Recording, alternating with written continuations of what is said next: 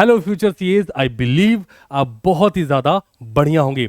आज के इस सेशन में हम एक जेन्युइन रिक्वेस्ट करेंगे फ्रॉम आईसीआई, और ये request out of the box नहीं है, on behalf of all the CA foundation aspirants, because मैं आपकी फैकल्टी हूँ सीए फाउंडेशन लेवल पर। तो मैं ये एक जेन्युइन रिक्वेस्ट आप सभी के बिहाफ पर आईसीआई से करने वाला हूँ। जैसा मैंने बोला, ये आउट ऑफ द बॉक्स नहीं, हमारी 4 मेजर रिक्वेस्ट है। और मेरा ऐसा मानना है कि सीए फाउंडेशन लेवल पर सीए फाउंडेशन कैटेगरी जो रिकॉग्निशन डिजर्व करती है, आईसीआई को इस पर बात जरूर जरूर करनी चाहिए।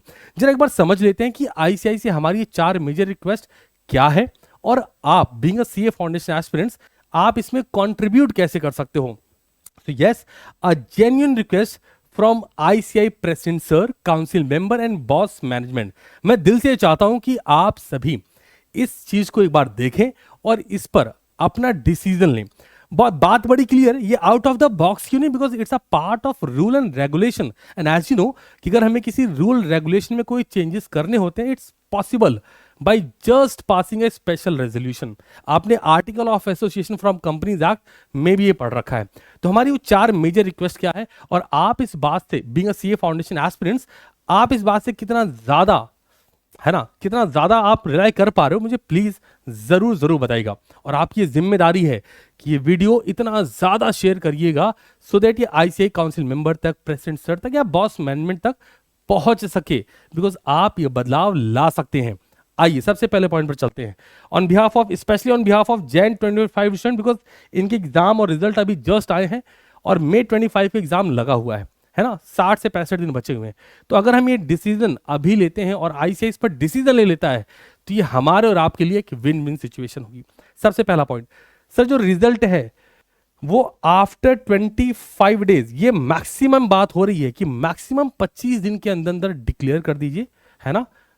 जो एग्जाम की लास्ट डेट हो, उस लास्ट डेट से 25 डेज काउंटर करते हुए प्लीज रिजल्ट को डिक्लेयर करिए। सर इससे क्या होगा, आपने अपने फ्रीक्वेंटली आस्क्ड क्वेश्चन में, मैं आईसीआई से बात कर रहा हूं, आपने अपने फ्रीक्वेंटली आस्क्ड क्वेश्चन में कहा कि प्रिपरेशन के लिए एटलीस्ट 3 महीने का टाइम मिलेगा।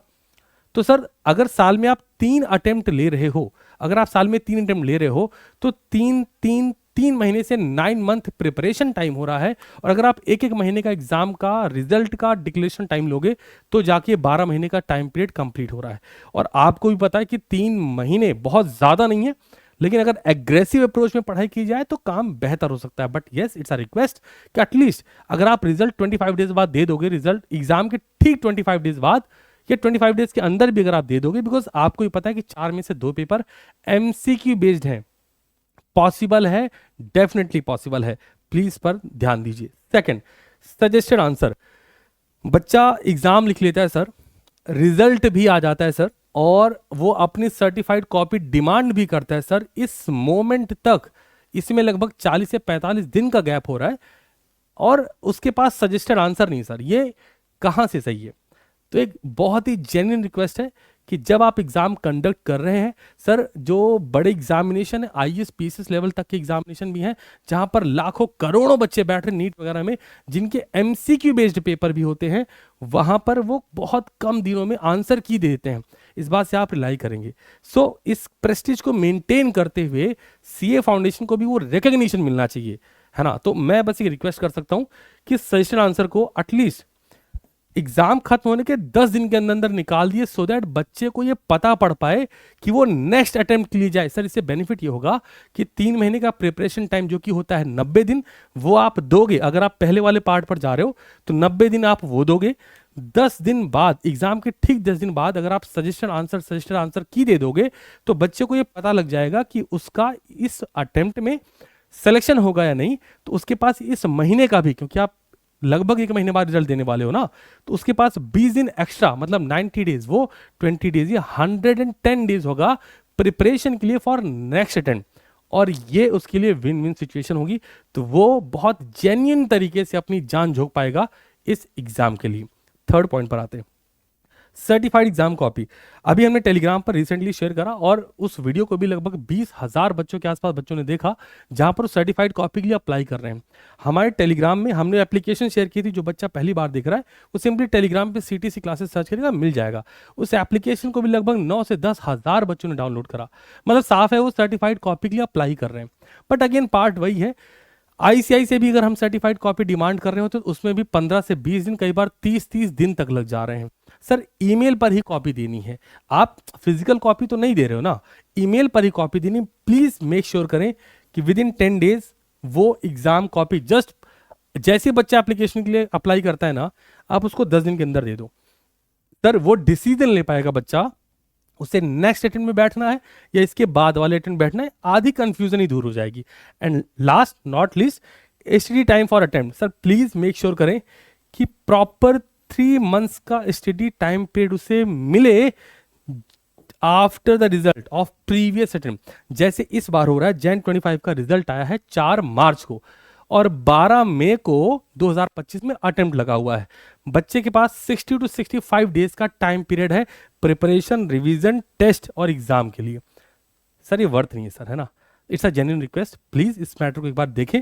और because is a part of rule and regulation, तो आप भी समझ रहे हो कि आप इसे बहुत आसानी से चेंज कर सकते हो और CA फाउंडेशन लेवल पर हम कमाल कर सकते हैं सर, है ना।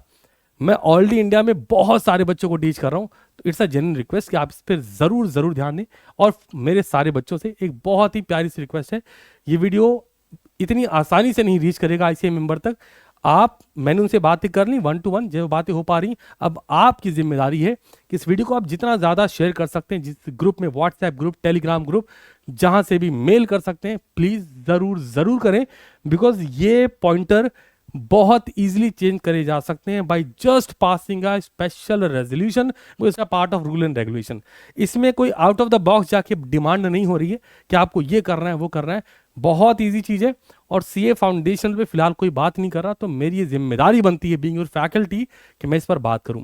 That's all from my side, thank you so much for watching this video and again I request from ICAI, please sir इस बारे में प्लीज देखिए, बिकॉज बच्चा डिजर्व करता है पढ़ना और जिम्मेदारी से पढ़ेगा। ये टीचर डिजर्व करता है पढ़ाना, बट उसके लिए time frame, logical time frame available होना चाहिए। Thank you.